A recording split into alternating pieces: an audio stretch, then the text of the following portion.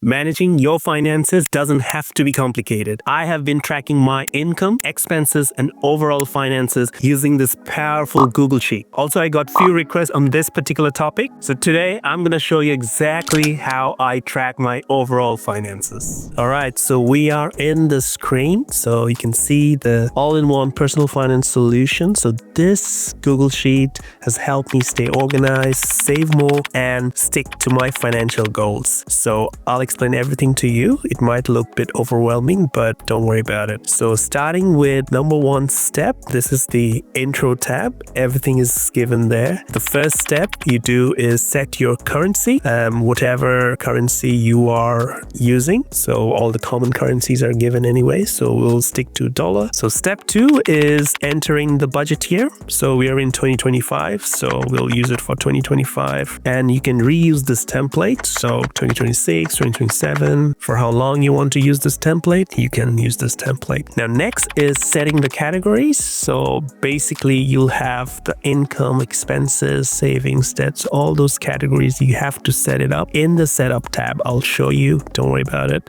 This is just the intro tab where I've put all the information for you to actually read it through and then understand what I need to put it in setup. So overall we got 20 tabs plus one instruction tab. Very easy to set up. We've got an annual dashboard, a bill calendar, monthly dashboard, a weekly dashboard, savings tracker, debt tracker, net worth tracker, and a 50-30-20 budgeting tracker. So why I use the Google Sheet? Because it's free, it's super customizable, and it's accessible from anywhere, unlike fancy financial apps where you have certain limitations to use. And Google Sheet helps me create a system that works for me. Plus, I can tweak based on my financial habits. That's going to change over the years, right? So it gives me that flexibility. So anyway, let's check how we can actually set up this spreadsheet. All right, so we are in our setup. So starting with the setting up the currency. So as you can see, we have multiple currencies to choose from. So the most commons are also given. I'll keep as dollar because I'm in Australia, so we use dollar here. Then comes the budget year, so 2025. So we can use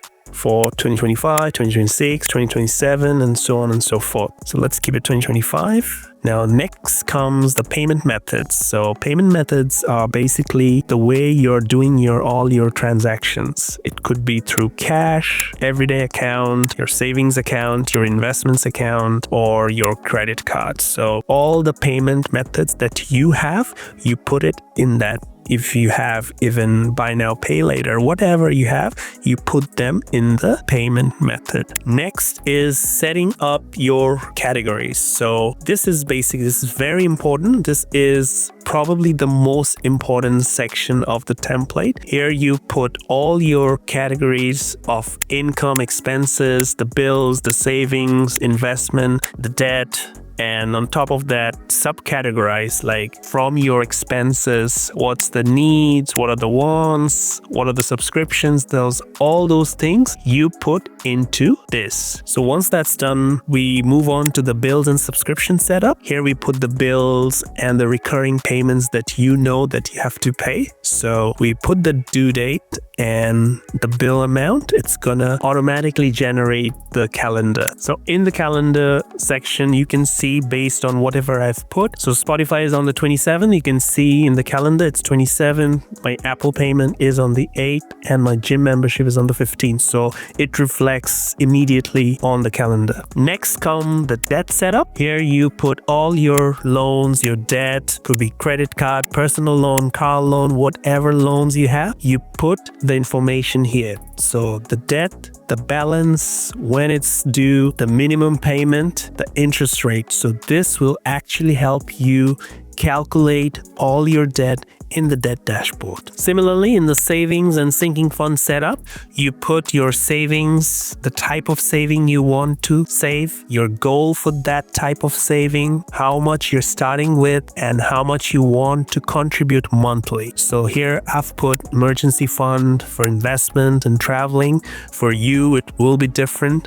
So based on what you put here, it's going to reflect in your savings and sinking fund dashboard. So that's pretty much it for the setup standpoint. Now I'll show you how it looks like once you have actually done a monthly transaction tracker, how the transaction tracker looks like and how the overall monthly dashboard looks like. And then for the month of February, I'll fill it up in front of you so that you get a good idea. And then I'll walk you through the different dashboards that I have in this template. All right, coming to the January, the first month tab. So this one, since I've already put everything, it's nicely reflected and how I've put all my expenses, my income in the transaction tracker. So based on the categories of expenses, income, and the subcategories and all the amount that I've put in, and based on all the inputs in the transaction tracker, you will see the monthly dashboard. So you can see where most of my money goes: the rent, the emergency fund, transport, groceries. So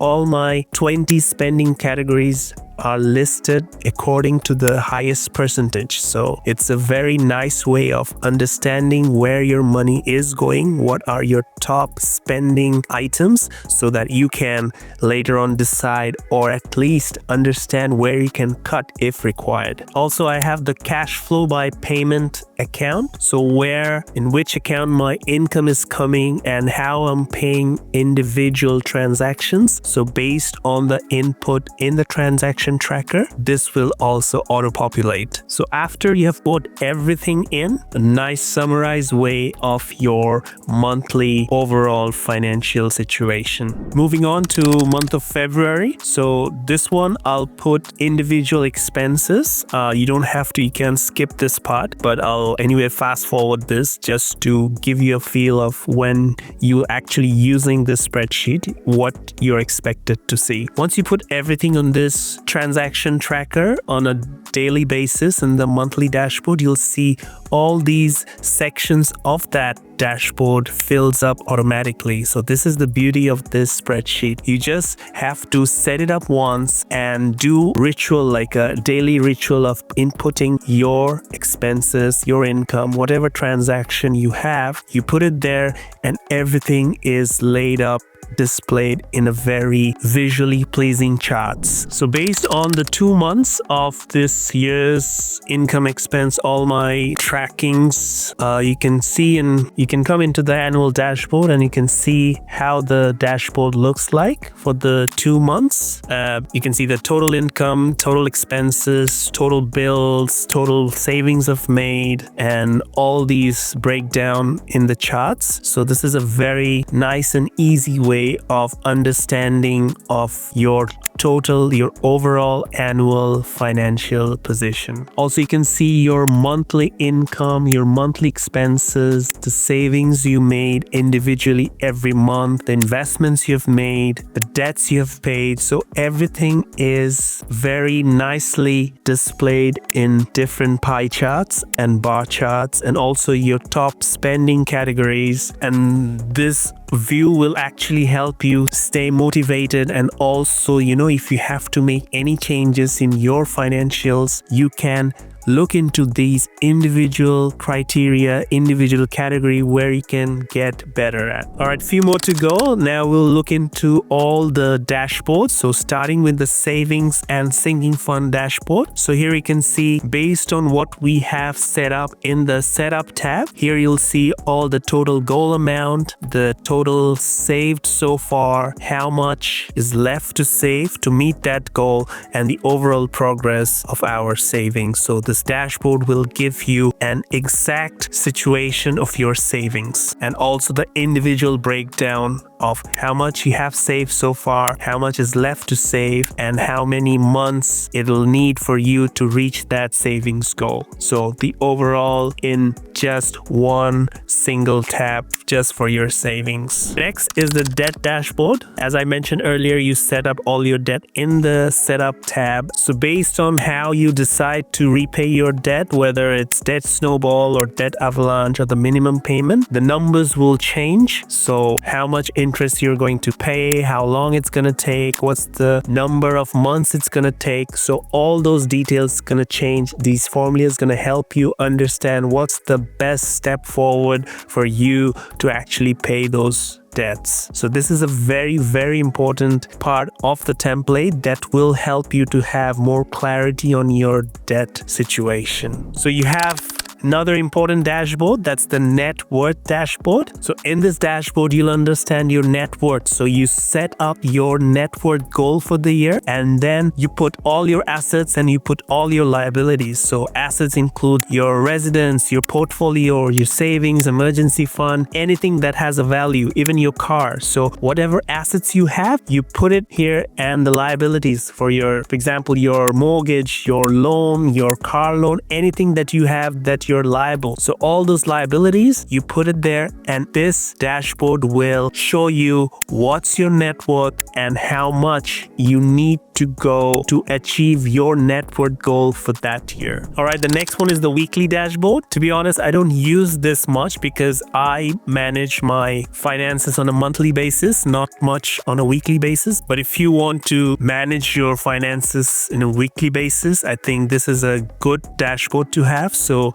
similarly, like monthly dashboard, you put all your transactions in the transaction tracker in this weekly dashboard, and it'll give you a weekly view of your financial situation. So short and simple. So the final one is the 50-30-20 dashboard. It's the budgeting dashboard. We all know about 50-30-20, and I've talked about this budgeting method so many times in my videos. So this is where you budget for your needs, your wants, and your savings and investments. You put your goals, you put your budgets, and then based on your transactions, the actuals are calculated, and you would know whether you're actually over budgeting or under budgeting for your needs and wants. So this is very important. I use this every month to actually making sure that my needs are correctly budgeted, my wants are correctly budgeted, so that I don't deprive myself from my wants, and savings and investment, I am doing the correct amount of savings and investment for my long-term financial journey. So I've put a lot of effort in creating these templates, and I really hope you get a chance to use this template for your financial journey. And there you have it. This is how I manage my overall finances using this Google Sheet. If you want to set up your own financial tracker, I've got the link in the description below. I've got 4 color themes. This one is the multicolor one. I've got